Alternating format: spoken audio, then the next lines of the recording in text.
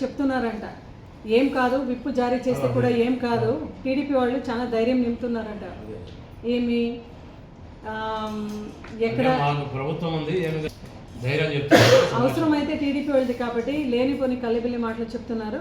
But ప్రజాస్వామ్యంలో అయిన democratic country definitely ఈ యొక్క డెమోక్రటిక్స్ వాల్యూ కింద ఏ గవర్నమెంట్ కూడా ఎక్కువ కాదనేది అప్పుడే అంబేద్కర్ రాసి పెట్టినారు. కాబట్టి దాన్ని అధిగమించి వీళ్ళు పని చేయలేరు, టీడీపీ వాళ్ళు పని చేయలేరు.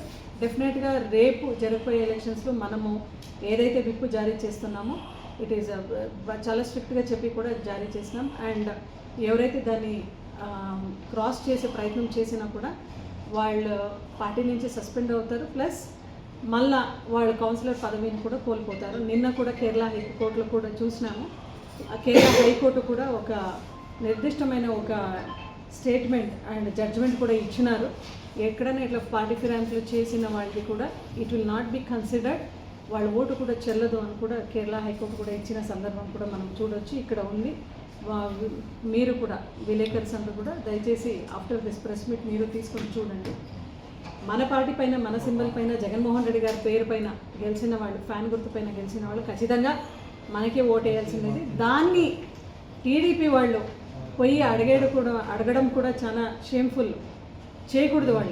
వాళ్ళు ఎంత భయభ్రాంతికి గురి అయినారంటే కూటమి ప్రభుత్వం వాళ్ళది, వాళ్ళ ప్రభుత్వం ఉంది ఇప్పుడు. అయితే కూడా మన కౌన్సిలర్స్ అందరినీ కూడా పిలుచుకొని పోయి అక్కడ ఇక్కడ క్యాంపులు పెట్టి అక్కడ 2 రోజులు, ఇక్కడ 2 రోజులు, హైదరాబాదు, ఇక్కడ బెంగళూరు అని వాళ్ళు తిరుగుతున్నారు. ఇంత భయం మీకు ఎందుకు?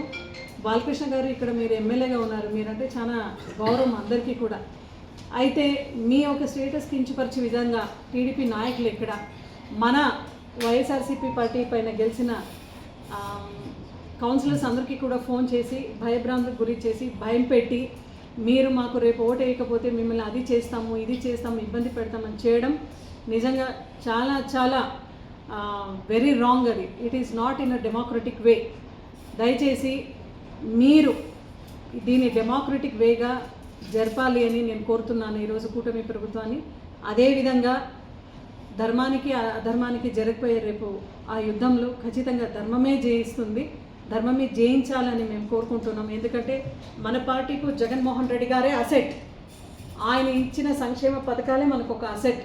ఈరోజు కూడా సెంట్రల్లో జరిగిన ఒక బడ్జెట్లో కూడా వాళ్ళు కూడా ఆంధ్రప్రదేశ్ గతంలో 2019 to 24 మనం ఏదైతే పరిపాలన చేసి జగన్మోహన్ రెడ్డి గారు ఒక మార్క్ అనేది క్రియేట్ చేశారో ఆ ఒక మార్క్ని, ఆ ఒక బ్రాండ్ని అనుసరిస్తూ వాళ్ళు కూడా ఈరోజు బడ్జెట్ని ప్రవేశపెట్టడం మనం చూస్తున్నాం. ఉమెన్ ఎంపవర్మెంట్ కావచ్చు, ఫార్మర్స్ కావచ్చు, అండ్ స్కూల్స్ కూడా కావచ్చు. వాళ్ళు చెప్తున్నారు ఇంకా పైన గవర్నమెంట్ స్కూల్స్ అన్నీ కూడా మనం టేకప్ చేస్తున్నామని చెప్పినారు నిన్న బడ్జెట్లో సెంటర్. బట్ మనం అది 5 yearsలోనే పూర్తి చేసినామని చాలా సగర్వంగా చెప్పుకుంటున్నాము.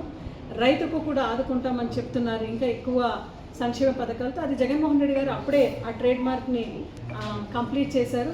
అండ్ నిన్న ఫైనాన్స్ మినిస్టర్ గారు నిర్మలమ్మ గారు మాట్లాడుతూ, పీఎం మోడీ గారు కూడా మాట్లాడుతూ ఉమెన్ ఎంపవర్మెంట్కి ఎక్కువగా మనం ఈసారి లైన్ షేర్ ఇస్తామని చెప్తున్నారు. బట్ జగన్మోహన్ రెడ్డి గారు 2019 to 2024 మనం చూసుకుంటే మొత్తం 100% ఉమెన్ ఎంపవర్మెంట్ కూడా అచీవ్ చేశాం. సో ఈరోజు ఆంధ్రప్రదేశ్ రాష్ట్రంలో గతంలో జరిగిన పరిపాలనని ఒక బ్రాండ్గా పెట్టుకుంటూ, ఒక మార్క్గా పెట్టుకుంటూ, మైల్ స్టోన్గా పెట్టుకుంటూ ఈరోజు సెంటర్ గవర్నమెంట్ అనేది బడ్జెట్ ప్రవేశం పెట్టడం నిజంగా జగన్మోహన్ రెడ్డి గారి పరిపాలనకు ఒక మార్కే అని చెప్పుకుంటూ, అదేవిధంగా రేపు జరగబోయే ఎలక్షన్స్లో డెఫినెట్లీ శాంతియుక్తంగానే జరిపిస్తాం.